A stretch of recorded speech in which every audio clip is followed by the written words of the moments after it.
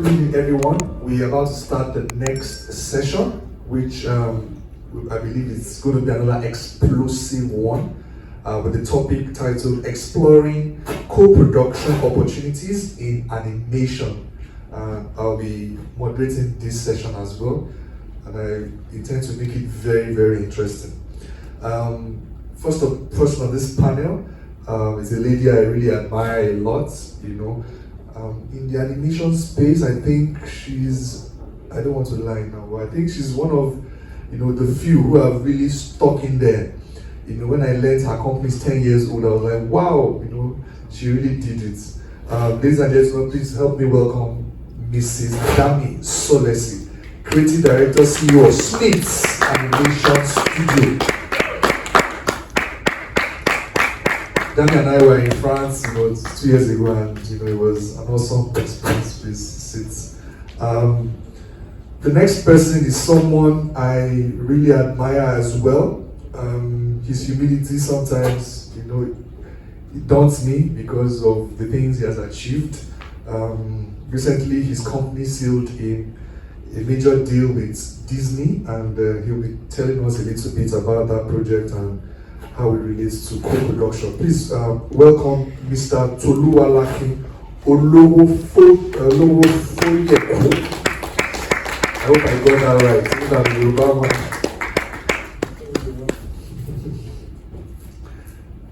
And then you have a wonderful guy who has been doing some wonderful stuff in the animation industry. He's the founder of Lagos Comic Con, and he's also the festival director of RENDACON, Mr. Ayodele Eleba. Let's laugh for him. That's me. All right. So, should I sit here or I sit there so I can look at you guys? Okay. It's working. It's working. Hello. It's on. Hello. Okay. All right. So I think let's start briefly by us introducing ourselves. I think I did a good job, but I'm sure you'll do a better job. Just tell us about yourself, your studio, and what you've been up to and what you've done, so that people can get to know you even better. So, as I've been introduced, my name is Ebony Life Place. I run Smith's Animation Studio for the last 11 years, actually. Wow. 11 November of this year. So, for the first few years of Smith's, we did what most people in the industry do. We did a lot of brand work, advertising. But I think maybe 4+ years ago, it was a burning desire for me to move into. Again, it was what I wanted to do when I first came into animation. It's just the budget just wasn't there. That was the market that we met. Tell African stories to kids. And tell African stories to kids. And I guess I was pushed after the birth of my first son. I was like, now he's here, he's watching all those wonderful cartoons on Cartoon Network, Disney Junior and the likes.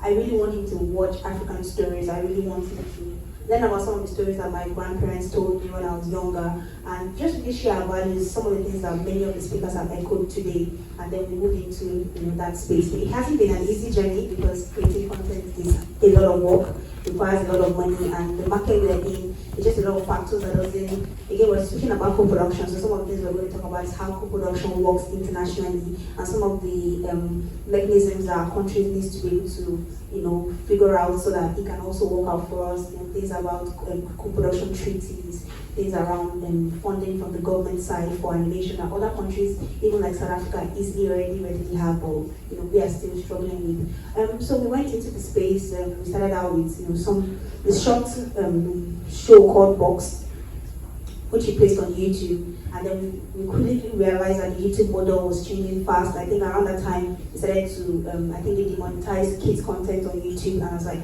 just starting our YouTube journey now, and then ads are already been demonetized, then we have to think about a new strategy. So we're like, how can we get our shows on TVs, around the world, and then I think right around the corner, Cats Network for Africa came around. Then the NSC opportunity as well came around. So we applied our first show, Maker Boats, to NSC, and we were able to go through the NSC process from Lagos to South Africa, and then become a finalist at the NSC International Festival in 2019 in France. Yes. So I think from there, really, we started to see what the big picture of co-production truly was for the content, and we were able to get in talks with one of the biggest French producers for kids content in France. And again, we've been on that journey, and hopefully the announcements will be made very soon. But yes, the journey has been a trying one. In my mind, I thought, oh, we have this content like this, we're going to produce it and all that. But it's been years of trying to get that sorted out. So it's been a great learning curve. So let's. Okay, I'll introduce myself first before I talk about Kugali. I'd like to introduce myself as a Christian, a geek, a storyteller, and a tea bag. And that last bit, if you think about a tea bag, the reason I put that in my description of myself is that when you put an egg in hot water, the hot water changes the egg, makes it hard. And when you put a carrot in hot water, the carrots get soft. When you put a tea bag in hot water, the tea bag changes the water. I know the tea bag changes as well, yes, but it changes the water.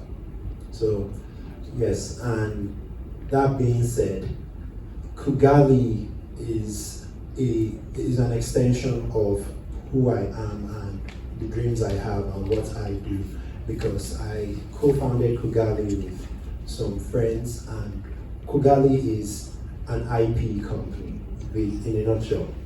So we started out as just a podcast, because when we started, the goal was, let's help people discover the best content in Africa. When we started, it was the thing of, hey, is anybody in Africa making any good quality content? And if they are, how come we've not heard about them? Okay, let's check. And then we started checking, and we started discovering content that was there that we did not know was there. And when we discovered them, we started trying to tell other people about them, which is why we started the podcast.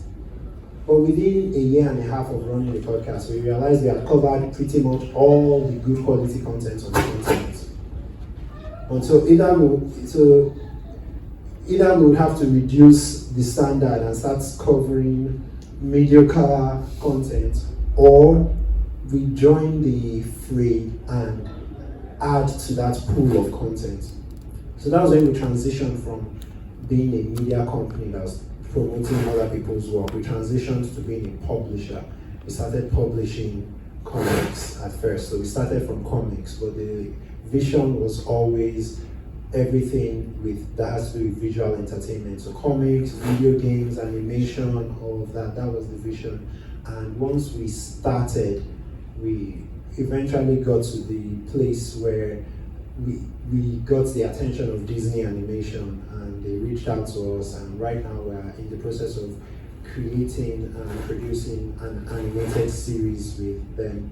It's actually their first long-form animated series in the history of Disney Animation.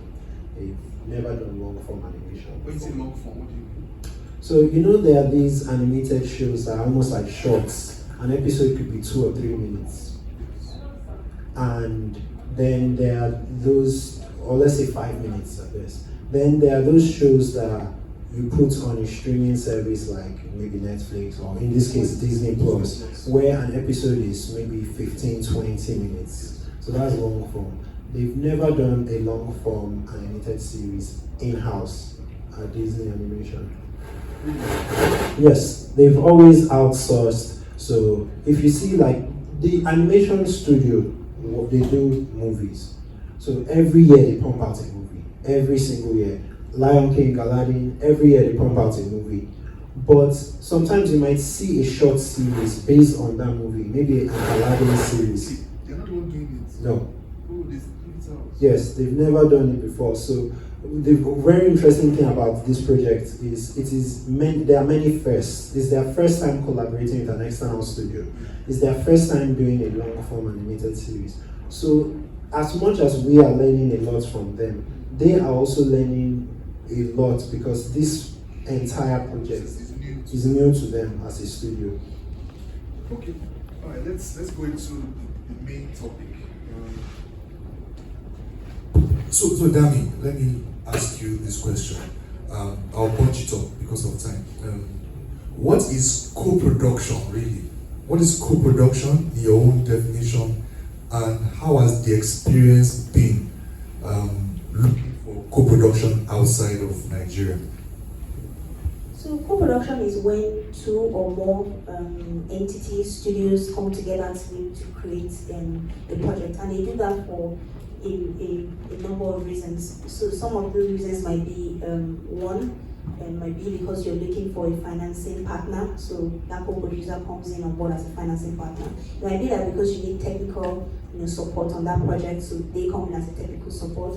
Or it might just be like what typically happens when two foreign studios come together because maybe your country has favorable tax credits, government support, things like that. So they come together to ensure that whatever it is each first party can bring together to make the project better, to make the project become the dreams that each and every one of the party has in mind. So really that's what co-production is. That's the first question.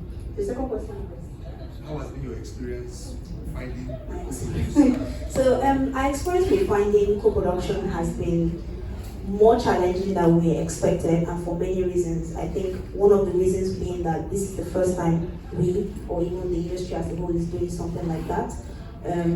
Another reason is the fact that usually when people come together in a co-production agreement, they're looking at, so what are you bringing to the table? What is your country bringing to the table in terms of tax credits, in terms of co-production treaties, in terms of things like that? And by the time the Nigerian studio is coming up to a co-production agreement, many of these conversations we really can't have. Or are you coming together with, are you bringing in investors from your country?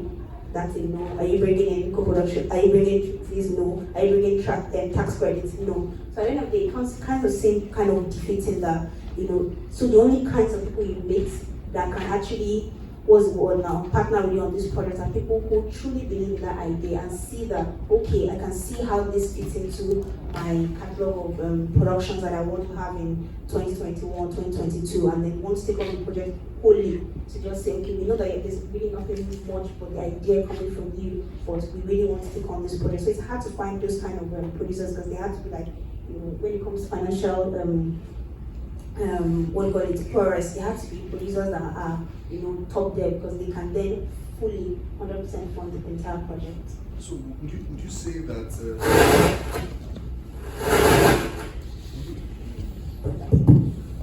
that what gave you access to co-production was actually your winning the competition, at NNC? I think that opened a lot of doors for us because just saying, oh, we were finalists at the FIFA pitch at NNC just opened quite a number of doors. We did meet at the beginning very small producers, and once they figured out that, they didn't have all that. Yeah. So what would you say is that one selling point that you think sealed it for you to get this co-production that you're working on right now? Right now, I think NSC was what got us to the door, but right now, what we have is the story. So when people share, what the show is really about, it's, again, I'm not saying anyone has heard that story, but it was a story that got us to NSC in the first place, whereby you say, wow, that's a fantastic story that I feel like needs to be told and can be told to any audience, because that's again our goal. We want to tell African stories that can translate globally, so any kid around the world can watch the story, get the values, get the knowledge, and then move on. I'll go deeper later. Let me ask Tolu, how was your experience? What is co-production for you, and how have you been able to navigate it and finally get to where you are, getting this deal? Okay, what is co-production for me? I think once two different parties come together to collaborate in the creation of any form of art, I would consider that co-production. I don't know what the actual, maybe dictionary definition is, maybe there's a technical definition for it that has certain factors. But for me, two different parties coming together and saying, let's work on this project. That's co-production. And to be honest, Kugali has been doing that from the moment we segued from podcasting to publishing. Because the very first thing Kugali put out, we called it the Kugali Magazine Issue 0. We called it Issue 0 because we were not sure whether there would be Issue 1. Yeah, we were not sure whether or not there would be an Issue 1. So because we were testing out testing the waters. So what we did is we spoke with, because we had already podcasted for a year and a half, we already had a few industry contacts. We already had a few industry contacts. So we spoke with some of them and put together this first magazine. It was just 40 pages. It had 3 comics. Dunamis by Avandu in Kenya. Avandu by a company run by Salim Busuru in Kenya. So his comic Dunamis. Then Razorman by Bill Masuku from Zimbabwe. Bill's publishing house, I've forgotten the name, but Bill Masuku from Zimbabwe. And then Oro by Mad Comics from Nigeria. And that was the very first. So my point is, from the moment we started publishing, we've always been collaborative. It's in our DNA. I don't actually know how to not collaborate, because the industry here is still in its infancy. Nobody here yet has the resources to do a lot on their own. I don't know how you can do anything meaningful here without collaborating. Okay, while you're on that topic, I will ask Dami later, but let me ask you first. When you are doing collaboration, sometimes you feel weak, like Dami said. You are not really bringing anything, as it were, to the table except the story. How have you been able to manage it whereby you are not? Because I've heard some things about the Disney deal, and some of them are a bit negative, and I really want you to speak to that. And one of the things they've said that I've heard rumors is that that you have been swallowed up, and the project is actually not yours anymore. It's a Disney project now. That you guys are like more or less like hired hands, to just make sure that the vision is. So how do you manage co-production that you are not swallowed up and then you end up getting the short end of the stick? Okay, well, at least all of this is in the public domain, so I can speak freely. And by public domain, I mean, obviously we have NDAs and there are certain things we can't say yet. But there are things that we've already said at places like Annecy, and so it's out there in public and I can speak. So first of all, it's not as if the deal was originally one way and then they started changing it and then they swallowed us up. From the get-go, it has been fully a Disney project. That is why it is not based on any existing Kugali comic. We don't have a comic called Iwaju. This is not Disney creating an animation based on one of our comics.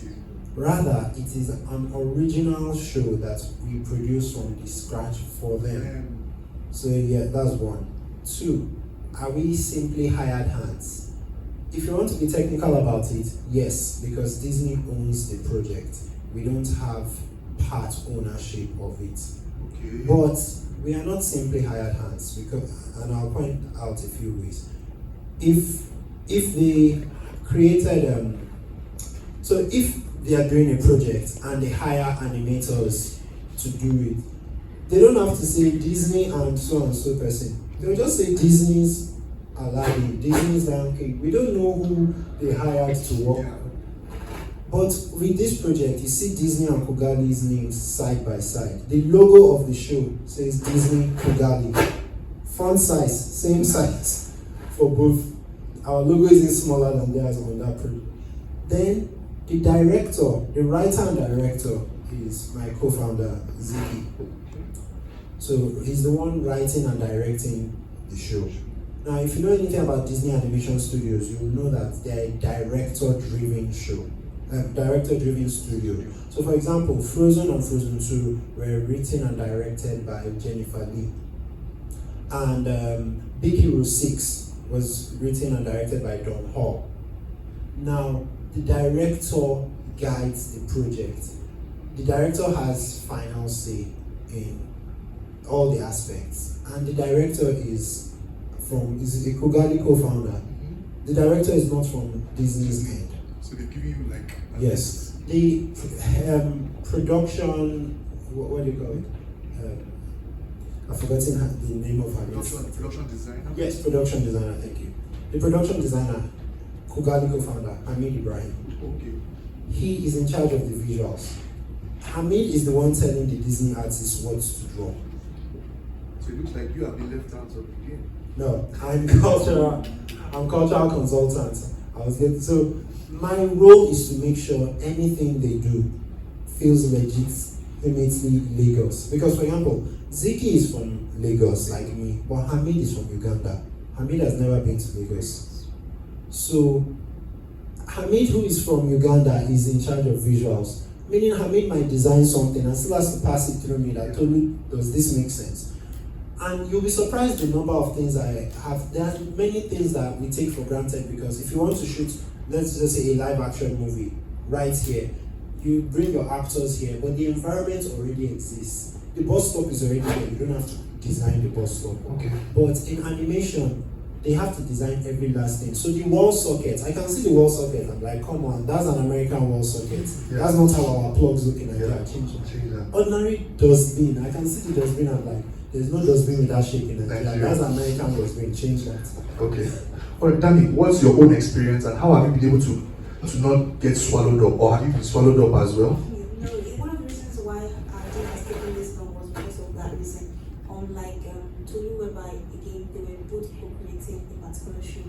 This show was something that we own. So IP rights are very crucial to us. So again, as I said earlier, coming to the table with all this no, and still wanting to ensure that you own majority of the IP has been a fight. And I really wanted, but I know we have a session on IP either today or tomorrow, yeah, which is I think something that every creative needs to hold. I think from the very beginning of our company, we've always had one of the best, I can say, IP lawyers in the game, and David, who now is now doing a lot of stuff for the guys in Afrobeat and the likes, but he started in animation. So he's been fantastic, ensuring that we're dotting on our I's, crossing on our T's, and ensuring that when it comes to the IP rights, it's very crucial to us that we own that rights as it has. So the talks are still ongoing. But why is IP rights actually crucial? Because, you know, I've seen a lot of guys lose good deals, you know, and I think what Tolu said, I've seen a lot of guys lose very good deals because they just want to keep that rights. And then afterwards, the rights just disappear and they don't even have anybody circling around that IP anymore. I think again, it really depends on how you come into a production and what your goals for that production is. I think for us, we make our goals, we always be clear from the beginning because of the way the story is and when we feel the reach is going to get that IP is crucial to us. So we have another show that we're about to release now, which even the IP will be like, any the highest bidder, just bring the money. Okay. So again, it really depends on the show. Every show, yeah, exactly. So every show has what you want for the show and what your reasons are behind that. Okay, so let's talk numbers. Because it looks like what you have with it's a co-production. It's still a co-production. Let's talk numbers. At what stage did you start talking numbers with Disney? And would you say you really got what you wanted? Is it like, okay, there's no back end? I don't know, is there a back end? Then also speak to people, creators who have IPs like yours or who want to also have something similar to you. How do they go into the money part of things, and what advice do you tell them to maybe hold on here or start it from the beginning, or Okay, so the first question, we started talking money from the moment we signed an NDA. because obviously when they first started speaking with us, they were not sure they were going to do anything with us. We were not sure they were going to do anything with us. They didn't reach out immediately and say, hey, we want to collaborate. They reached out and said, we saw your BBC interview and we found it very interesting. And it just started as a let's get to know each other. But the moment we signed an NDA and we could then share information more freely, knowing that if anybody breaches the NDA, there will be repercussions, then we could start talking figures. And yes, I would say we got what we needed, because the cash injection from this project has empowered Kugali to do our own projects without having to raise investment urgently. It has improved, our team size has grown, the quality of the work we're able to put out has improved because of the cash injection from this project. So yes, I would say we got what we wanted. It's because it's an ongoing project. So yes, so there's let's say an ongoing cash flow, when you put it that way. Now, as for if you have your own IP and you're taking it to the market, we've been doing a lot of that as well. So, like I said, Iwaju is Disney's IP, but Kugali has IPs like Nani, which is our flagship comic. And I believe Nani is the second highest African comic on Kickstarter in terms of amount of money raised in the Kickstarter campaign. Not yet. The highest, I've forgotten the name because it wasn't done by Africans. I don't know. You know how sometimes someone else can just do your own. So they're the only ones that beat us, and they're not Africans, so that's why I've forgotten the name. But we have Nani, we have some other titles, and we've been in talks with people to maybe create animated shows or live action shows, or even if it's just print publishing. You want to collaborate with a distributor. You see someone like Roy Coupe, Unique Studios, they've partnered with, is it Dark Horse? They've partnered with Dark Horse. So it increases his distribution, it gives him access to a larger distribution network. He already published all these comics. Yeah. So now my point is, you have your IP, you're taking it to the market and looking for a buyer, either a buyer or a co-producer or a distributor. Your IP in itself is valuable. So when you go to the market with it, depending on, and one of the easiest metrics of measuring the value of an IP is the readership or the audience, the number of people you have that like this IP. So for example, when Facebook bought WhatsApp was not making a dime. But Facebook valued WhatsApp in billions of dollars because of the number of people. Yeah. So you could have a comic, let's say a web comic, that you put online for free every week. You're not making any money from this web comic, but every week 20,000 people are reading your comic. If you can prove that, if you have the statistics to show your partner and show, I actually have 20,000 people reading this every week, then that is a way to value your IP. That's why I use Nani as an example, because if we go anywhere and we say second highest, this is how much money we raised on Kickstarter, and this is how many people raised that money, that gives value to the IP. So then when we go and talk to someone, we are able to okay. Dami, I wanted to speak to the issue of trusts. The issue of trusts. How do you manage trusts in co-production? Then also tell us a bit about how you have been able to develop yourself to at least be at par with your partners, in terms of what did you have to do to raise your value, because I know that if you're not careful, when people see that all you have is story, there's a way they might, so you need to do some things to just make sure that you are big enough to talk. So tell us how you need to manage trust and how you're able to develop yourself to the point that you can sit at the table and still talk eye to eye and say, look, I'm still keeping this content and not feel scared of losing everything. I think when comes to trust in business, I think Tolu already mentioned that it's an NDA from the very start to ensure that every party is able to freely speak and make sure that you guys are covered legally. On to your second question, again, in this process, it's been a journey. I've learned a lot. I remember 3 years ago when we came into this process, I knew nothing about co-production, so I had to learn a lot in the last 2 years. And I think it's you have to really think about what your value is that you're bringing to the project, and how that even if that project is being done by somebody else, the value that you will keep bring to that project, and understanding that value, iterating that value over and over again. And there are many projects that people have done in the past, like the one you mentioned, etc., but it's not an African dream. They will always look different. So it's understanding that, okay, this is the value I'm bringing, this is the story I'm bringing into this, and understanding that value is to yourself first, and then also ensuring that you're communicating effectively, and even ensuring that when it comes to how you conduct yourself business-wise, ensuring that they know that, okay, this is someone that we can actually trust. When it comes to, I think at a point we're having upwards of 3 Zoom meetings a week, and I just had a child at that time. I just had my baby then, and I never missed a meeting. I was always ensuring that I was always at the meeting. Whatever the rules was expected of me, I was always in point with them. I never even, it was even much before I realized that I think one of them saw my video on my WhatsApp status, and I said, oh yeah, you just had a baby. I said, yes, I just did.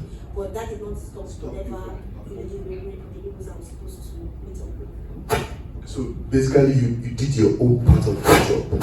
Okay. Do we have questions in the house? I don't want to forget, so I don't. Questions? Okay, no questions. Do we still have time, or should we round up? Yes. Okay, so 3 minutes left. So my last question, because the another session is already waiting. My last question is, what do you see in the future, for co-production in Africa? And what advice would you give the industry and anyone trying to also do what you are doing? And just wrap it up, both of you. Yeah. Hope the question is clear. I think co-production in Africa is definitely going through. I think the next phase of animation in Nigeria specifically is going to be a lot more, co-production deals with a lot of parties, externally, internationally, and also internally as well. So we're going to need to see, like, we have a production that we're about to start, and we're co-producing with another Nigerian animation studio. So it's going to be a lot of collaborations, both internally and externally as well. Yes, I agree with her. There will be a lot internally and externally, but definitely externally, because those with industries, animation industries that are already developed, they can see the value of fresh stories that have not been told to the global audience, and they are looking for those stories. So they will go out of their way to find stories that the global audience has not already consumed before.